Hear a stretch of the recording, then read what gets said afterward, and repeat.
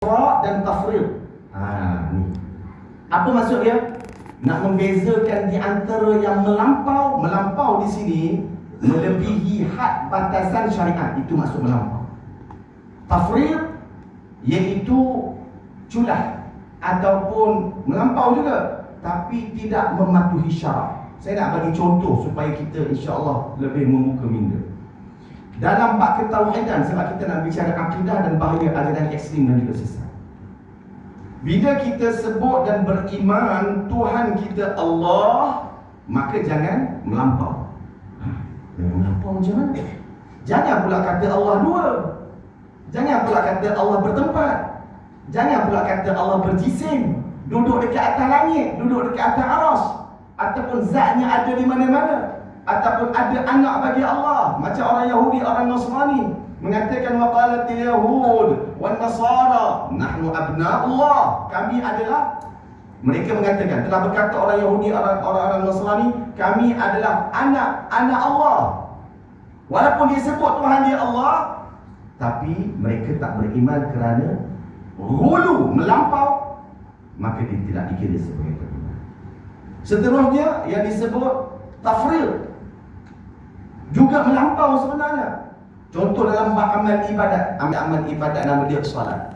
Hari ni forum lambat pesennya habis ni. Kalau 3 orang cakap, moderator orang suruh cakap, dia cakap sebagai pembuka majlis, dia cakap juga.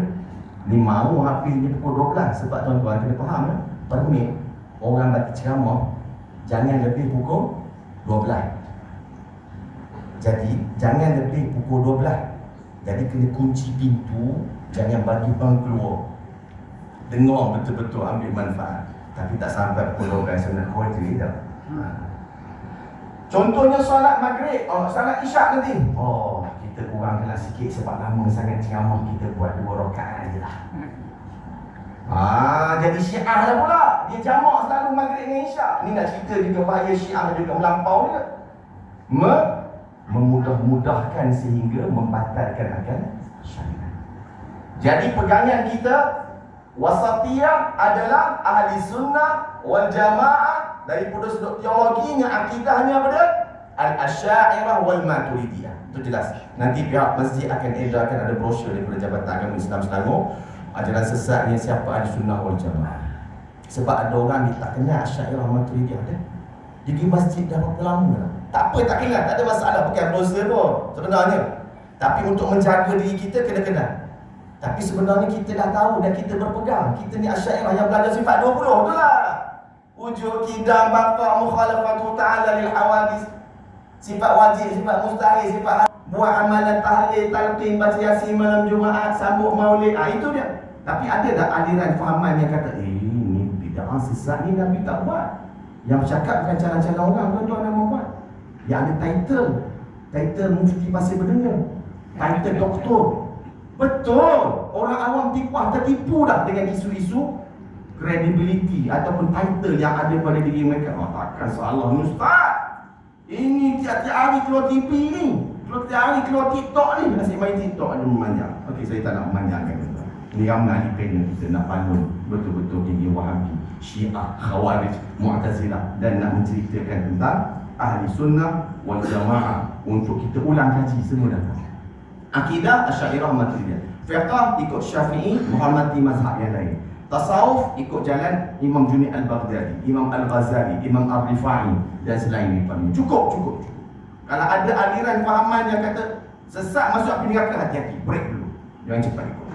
Tuan-tuan dan puan-puan yang dikasihi sekalian, insya-Allah kita akan mendengar juga beberapa ilmu, mutiara ilmu yang kita nak ajukan untuk pencerahan kepada kita pada hari ini, pada malam yang penuh keberkatan ini. Mudah-mudahan terungkai segala pemikiran kita tentang mana dia sesat, mana dia yang betul. Akhlis sunniyah lillahi ta'ala, ikhlaskan kerana Allah Subhanahu wa ta'ala. Saya mulakan dengan Ustaz Mahfuz lah, pada dekat. Dia main tolak-tolak macam tu, aku tak nak jadi moderator tu, bagi aku ceramah sudah. Tak ada tuan-tuan, minta maaf. Saya tengok dia pakcik-pakcik minyak ayah-ayah saya apa semua. Semua kita ni ahli sunnah wal jamaah sama. Bantu je Ustaz. Tak apa, siapa dulu pun tak kisah. Ustaz Mahfuz dulu tak. Ringkas. Masa pun saya kena jaga.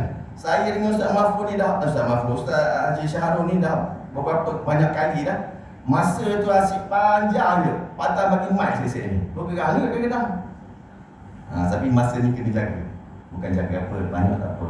Sebelum pukul 12 haji per minit. Lepas pada pukul 12 tak boleh.